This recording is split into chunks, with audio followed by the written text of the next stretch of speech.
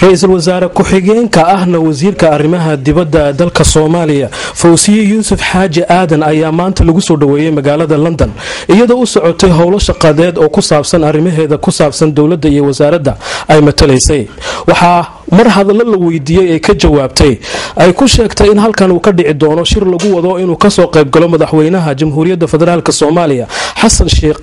waxaana sidoo kale ay sheegtay in ay iyadu u gogol xaarayso shirkaasi. qashadani waxa weeye waxaan u diyaarinayaa in madaxweynuhu yimaado shir London lagu qaban doono Mayna. waxaan doonayaa in ajenda ka wada hadallo waxyaalaha aan baahida koobaad ee wadankeena waxa weeye nabadgelyada xaggeeda security-ga in ciidamadii la dhiso booliiska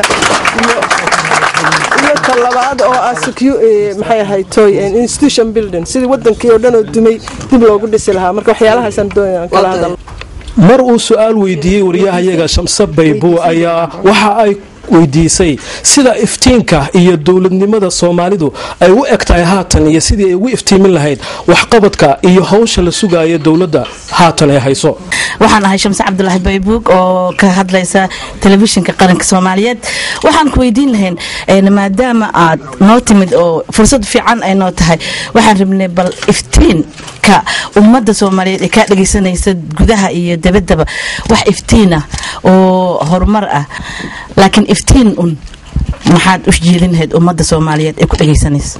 waxaa loo baahan yahay qof waliba hadii aanu xitaa kari karin wax weyn bal tuuladiisii ama halkii isagu ku dhashay inuu wuxuu ka qaban karo ka qabto.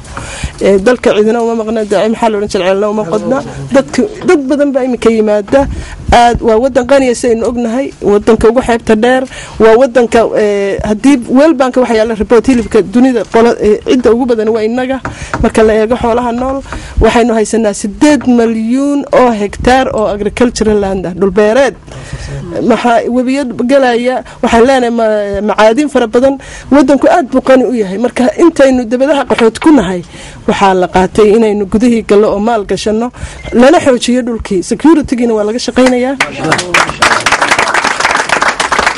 sidoo kale wasiirka ayaa ka hadlay arrimo dhowr ah oo markaa su'aalo laga weydiiyay sida ay weydiiyeen qaar ka mid ah saxafiyiinta Soomaaliyeed. waxaanan ognahay in madaxweynaha iyo aduguba aad tagteen iyadoo waliba jubbooyinkan ay dhibaatooyin badan ka jireen maxaa arintaas kaga qabsoomay oo hadda xaaladdeedu seeta aad iyo aad baan horta su'aasha ugu mahadsan tahay.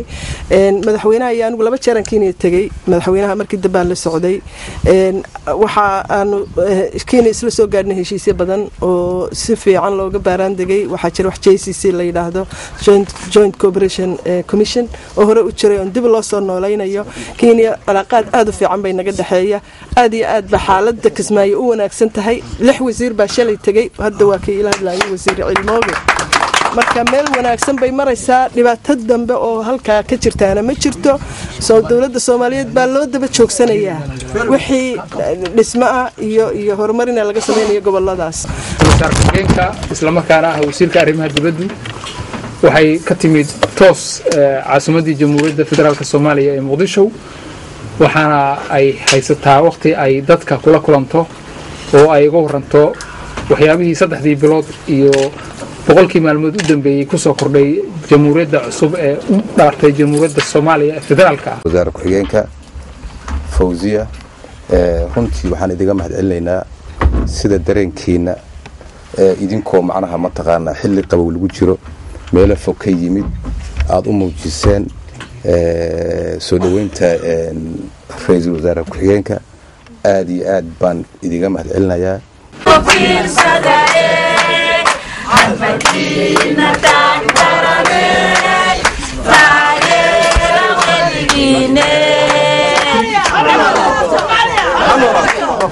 Fawziye Yuusuf Xaaji ayaa sheegtay inay halkan sii joogi doonto ayna la kulmi doonto jaaliyadda Soomaaliyeed isla markaana ay la kulmi doonto madax sarsare oo ka tirsan dalkan Ingiriiska.